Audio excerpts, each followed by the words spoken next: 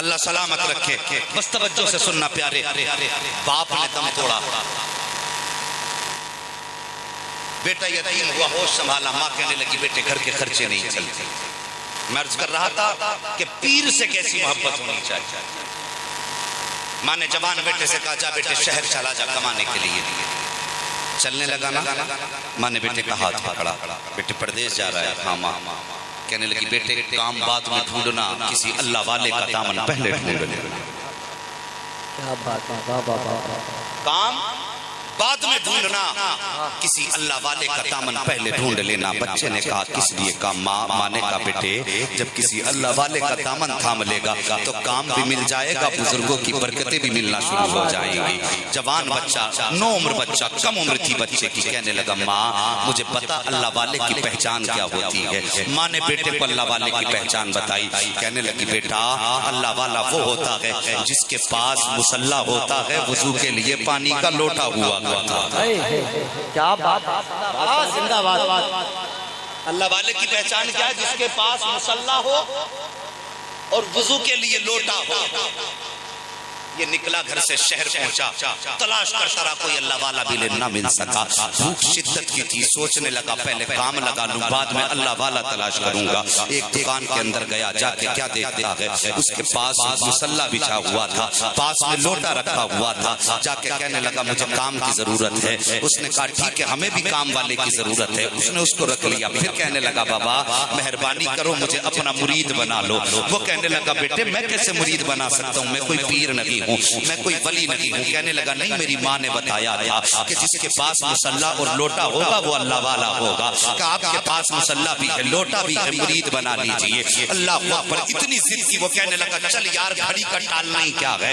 ہاتھ بڑھا کے کہنے لگا چل آج سے تو میرا مرید ہے. وہ جوان لڑکا کام میں مصروف ہو گیا, بغداد کی گلی مارکیٹ میں کام کرنے لگا. ایک دن اسی گلی سے میرے غوث پاک بغداد کے شہنشاہ کا گزر ہو جاتا ہے. جیسی خبر ہو رہی ہے کہ عبد القادر جیلانی آ رہے ہیں, بغداد کے تاجدار کا گزر ہونے والا ہے, لوگ کام چھوڑ کر کے راستے میں نیت باندھ کے کھڑے ہو جاتے ہیں کہ غوث پاک آ رہے ہیں, غوث پاک آ رہے ہیں. اللہ اکبر. لیکن یہ نوجوان اپنی دکان سے باہر نہیں نکلا ہے, بلکہ جب غوث پاک کی سواری گزری ہے تو سب تو ہاتھ باندھ کے سامنے کھڑے تھے کہ ایک جھلک بغداد والے کی زیارت ہو جائے, ایک جھلک نظر آ جائے بغداد والے کی. لیکن یہ بچہ اپنا منہ پھیر کے دیوار کی طرف کھبو کر کے کھڑا ہو جاتا ہے. اللہ اکبر. اللہ والوں کا معاملہ تو یہ ہوتا ہے کہ یہ صرف ظاہر نہیں بلکہ باطن بھی دیکھ لیا کرتے ہیں. سارے لوگوں سے پاک کو دیکھ رہے ہیں, لیکن بغداد کا شہنشاہ اس بچے کی طرف دیکھ رہا ہے. وہ سے پاک فرماتے ہیں جاؤ کوئی جا کے اس بچے کو بلا لاؤ. اللہ اکبر. کہ ہمیں اپنے پیر سے ایسی عقیدت ہوتی ہے, ذرا دیکھو تو صحیح. وہ سے پاک نے بچے کو بلایا ہے اور بچہ آیا گردن جھکا کر کے. وہ سے پاک فرماتے ہیں بیٹے یہ پورا شہر میری ایک جھلک دیکھنے کے لیے بے قرار ہے, اور تجھے کیا ہوا ہے کہ تو اپنا چہرہ میری طرف کرتا ہی نہیں ہے. اس نے کہا حضور میں مانا کہ آپ عبد القادر جیلانی سب سے بڑے غوث ہیں, لیکن میں اپنے پیر کے سوا کسی اور کا چہرہ دیکھنا نہیں چاہتا ہوں. اللہ اکبر. اتنا سننا تھا. غوث پاک فرماتے کون ہے تیرا پیر؟ جیسے کہا کہ کون ہے میرا تیرا پیر, اس نے اپنے پیر کی طرف اشارہ کیا, لیکن وہ پیر بھی اسی لائن میں کھڑا تھا. اللہ اکبر. اس نے ہاتھ پکڑا, اس نے کہا تھا کہ یہ کوئی پیر میں نہیں ہوں, اگر دامن ہی تھامنا ہے تو ان کا تھام لے. اللہ اکبر. جیسے اتنا کہا ہے وہ بچہ کہتا ہے جب میں نے تیرا ہاتھ تھام لیا ہے تب مجھے کسی ہاتھ کی ضرورت نہیں ہے. اللہ اکبر. میرے غوث نے بلایا ہے اور بلانے کے بعد فرماتے ہیں پتا چاہتا کیا ہے, تو اس نے کہا تھا حضور میں ان کا دامن نہیں چھوڑ سکتا, پہلے بات تو یہ ہے میں پیر نہیں بدل سکتا, اگر کچھ دینا ہے تو کرم سے میرے پیر کو ولایت عطا فرما دیجیے. اللہ اکبر. میرے غوث مسکرائے ہیں, فرماتے بیٹے آج تیری ضد کام کر گئی ہے, جا میں نے تجھ کو بھی ولایت دے دی ہے اور تیرے پیر کو بھی ولایت کی ڈگری عطا فرما. نعرہ تکبیر, نعرہ رسالت, ہاتھ اٹھا کے جو کی نعرہ رسالت, نعرہ غوثیہ, فیضان غوث اعظم, عرس سرسری, مفتی حماد رضا صاحب قبلہ, سرزمین رائے پور. کہ یہ مزاج ہے ہمارا. ہمیں تو جو دکان چمکتی نظر آئی وہی اوندھے منہ جا کے گر گئے. یہ بھی نہیں دیکھا کہ اس کا رشتہ مصطفیٰ سے ملتا کہ نہیں ملتا ہے، اس کا سلسلہ وہاں تک پہنچتا ہے کہ نہیں پہنچتا ہے. اور مہربانی کرو پیر ڈھونڈ کر کے تلاش کر کے لیا کرو. ہاں چھان پھٹک کے آپ تلاش کیا کرو پیر. آج کے پیروں کا مزاج یہ ہے، مرید کرنے کے بعد دل پہ نظر کم، جیب پہ نظر زیادہ رہتا ہے. جی جی جی صحیح. اس چیز پہ جیب پہ نظر زیادہ رہتی ہے. مگر آؤ ایک بات دعوے کے ساتھ کہہ دوں، ہمارا بریلی شریف ایسا مرکز ہے. سبحان اللہ. میں نے یہ کرامت بریلی کی اور آج بھی ہے، میں نے تجربہ کیا ہے. اکثر خانقاہوں سے جڑنے والے لوگ گمراہ ہو سکتے ہیں، اور دلیلیں بھی میرے پاس ہیں، ثبوت بھی ہیں. لیکن الحمدللہ بریلی ایسا مرکز ہے جو شہر بریلی سے جڑ گیا، وہ غریب ہو کے تو مر سکتا ہے، بدعقیدہ ہو کے نہیں مر سکتا. زندہ باد. یہ سچائی آج بھی میرے اعلیٰ حضرت کی کرامت ہے. بریلی سے جڑنے والا غریب ہو کے مر سکتا ہے لیکن بد مذہب ہو کے نہیں مر سکتا. یہ کرامت ہے. مہربانی کرو پیر تلاش کے لایا کرو. اور پیر کیسے ہوتے ہیں ذرا ایک جھلک دکھا دوں بریلی. سبحان اللہ. جی حضرت بھائی اور ناراض تو نہیں ہے، بڑے جھگڑے ہیں صاحب سلسلے کے بھی. پوری قوم لوٹ کے کھا گئے پیر. لڑا ڈالا، یوں سر ایسے مار دیے. اور میری قوم تم کسی بھی سلسلے سے تعلق رکھتے ہو، میں آپ کو گالی دینے نہیں آیا، مگر میں بس اتنا کہتا ہوں اپنے کو چھوڑو مت، دوسرے کو چھیڑو. آپ نے کس کا دامن تھاما آپ کی مرضی ہے. قیامت میں آپ جانو، آپ کا پیر جانے، لیکن مہربانی کر کے دوسرے کو گالی. پوری قوم لٹ گئی، برباد ہو گئی، دیواریں کھڑی ہیں. کہ میں تجھے ماننے تیار نہیں، تو مجھے ماننے تیار نہیں. سچ مانو. ہم عقیدت کی طرف بھاگتے ہیں، حقیقت سے بچ کے. لوگ کہتے ہیں اعلیٰ حضرت ولی نہیں تھے، کوئی کرامت ہی نہیں دکھائی، شرم آنی چاہیے. انہیں یہی پتہ نہیں کرامت کسے کہتے ہیں. تجھے بتاؤں بہت بڑی بات نہیں کرتا، میں کہتا ہوں پیر ایسا تلاش کیا کرو، ایسا تلاش کیا کرو کہ ہاتھ یہاں پکڑے، سلسلہ مدینے والے مصطفیٰ سے جوڑ دیا. میرے سرکار مفتی اعظم ہند مصطفیٰ رضا خان، آپ سے کسی نے پوچھا آپ اعلیٰ حضرت کے بیٹے ہو؟ سمجھ رہے آپ سے کسی نے پوچھا آپ اعلیٰ حضرت کے بیٹے ہو تو روئے، اور رو کے کہنے لگے افسوس، لوگ جب یہ کہتے ہیں مصطفیٰ احمد رضا کا بیٹا ہے تو مجھے رونا آتا ہے. حضور کس لیے؟ فرمانے لگے کہ اعلیٰ حضرت کے بیٹے کو جیسا ہونا چاہیے تھا ویسا نہ بنا. اور تھے کیسے بتا دوں بس ایک جھلک. ایسے ایسے اللہ اکبر رشتے دیکھو. لوگ آج شجرے لیے گھومتے ہیں کہ میں یہاں سے راز بستا ہوں، میرا نسب وہاں تک گیا ہے.